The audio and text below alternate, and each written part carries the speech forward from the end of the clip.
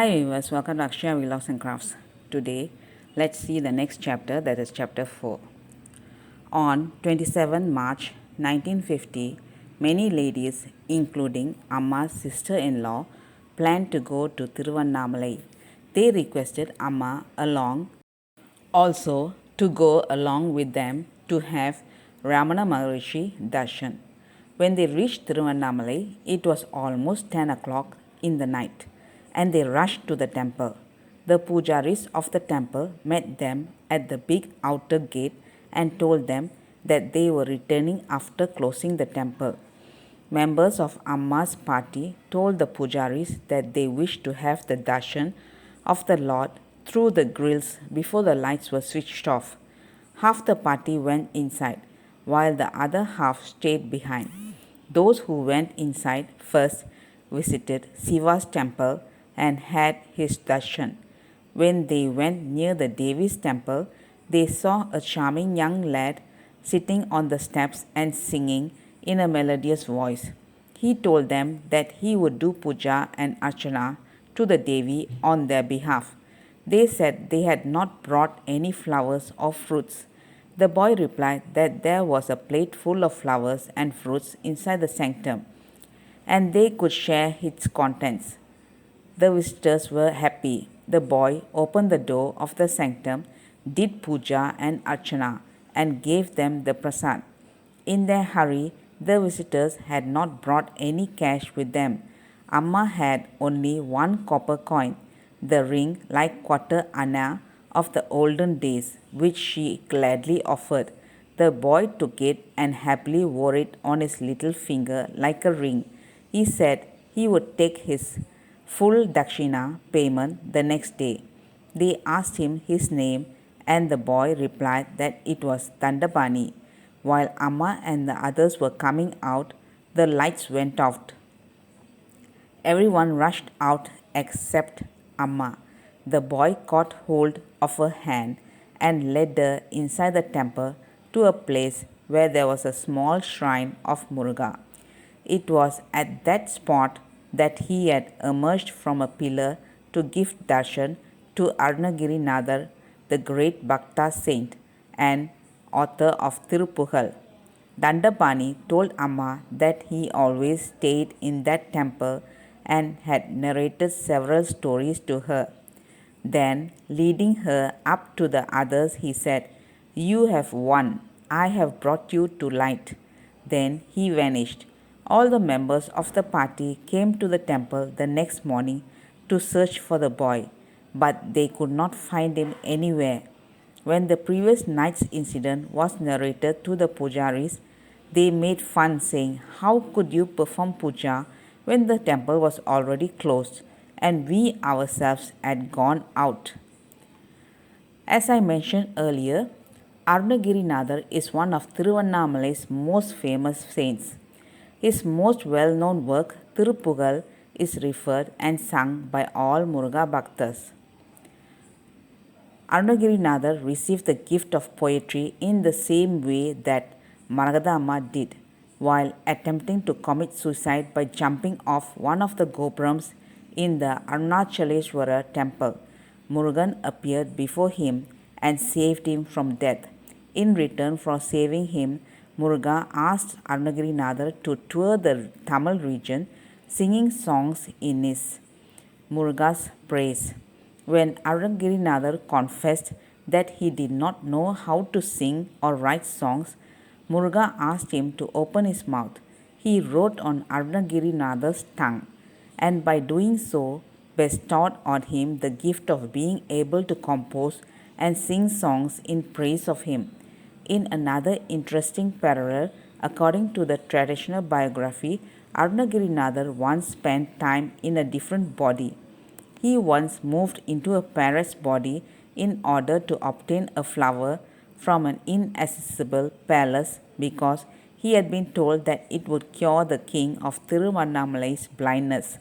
That is far too long a digression to describe here, but I would like to tell the story alluded to in the last long quote of how Muruga manifested before Arunagirinathar in the Arunachaleshwara temple since it explains who Dandabani, the young Pujari, was. Arunagirinathar followed Murugan's instruction and spent the next few years touring South India singing songs in praise of Muruga wherever he went. After his extensive pilgrimages encompassing at least 200 towns, Arunagirinathar finally returned, settled down in Tiruvannamalai and spent the remainder of his life there. The traditional story of his life includes several incidents that took place during this period, either in the Arunachaleshwara temple or nearby. In the first of these stories, Pavuda Devaraya, the local king, invited him to appear in court because he heard of Arunagirinathar's high reputation as both a poet and a saint. Arunagirinathar, who had no interest in the affairs of the world, ignored the invitation. Pravuda Devaraya, who had a high regard for scholars and sadhus, then came in person and requested that Arunagirinathar come for a visit to the royal palace. Arunagirinathar, noticing that the king was a devout man, accepted the invitation, went to the palace for a visit, and had several honors bestowed on him by the king. In the court of this king, there was a famous scholar, Sambandhan, who had the tendency to boast both about his spiritual attainments and his religious knowledge. He had managed to establish himself as a favorite of the king. When he heard about the reception accorded to Arunagirinathar, he felt that his position in court might be threatened. His jealousy motivated him to hatch a plot against Arunagirinathar, which he hoped would belittle his new rival in the eyes of the king.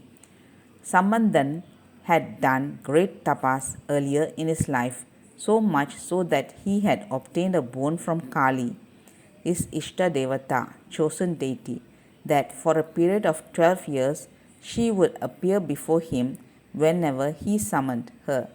Knowing that he could call on Kali to appear at any time, Sambandhan proposed to the king that he and Arunagirinathar should have competition in which each would try to make his chosen deity manifest in a form that would be visible to everyone.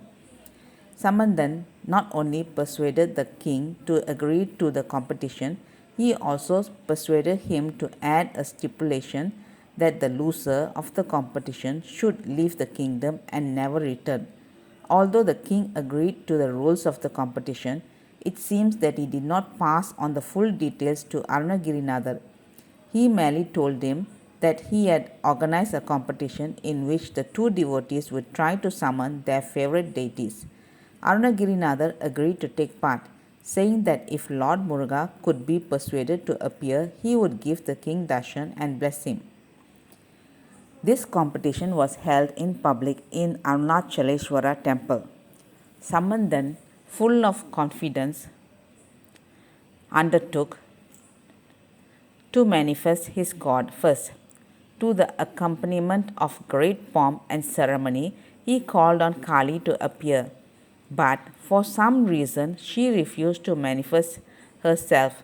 In some versions of the story, it is said that the 12-year period of the boon had expired the previous day, so she was no longer under any obligation to appear. Since Sambandhan was still able to communicate with her, even though he could not make her appear, he got a promise from her that she would hold Muruga tightly in her arms so that he would not be able to manifest when Arunagirinathar called on him. Arunagirinathar began his attempt by singing a song. After praising Murugan at length in verse form, he summoned him to appear. O Lord Muruga, who resides in the heart of Pravuda Devaraya in such a way as to make it dance with joy. O Lord of Lords, come dancing, O Lord, come dancing in such a way that when you dance, everything dances. In some versions of the story, Muruga manifests immediately, but in other accounts he fails to appear because he is being tightly held by his mother Kali. In the version in which Muruga is restrained, Arunagirinatha devised a strategy to counter Kali's influence. He first sang another song that was so entrancing Kali unconsciously began to loosen her grip on her son, Muruga. When Arunagirinatha sensed that this was happening, he sang a different song that summoned Muruga's Vahana, his peacock, to appear and dance before Muruga and Kali. To be continued next chapter. Thank you, viewers. Bye bye, viewers.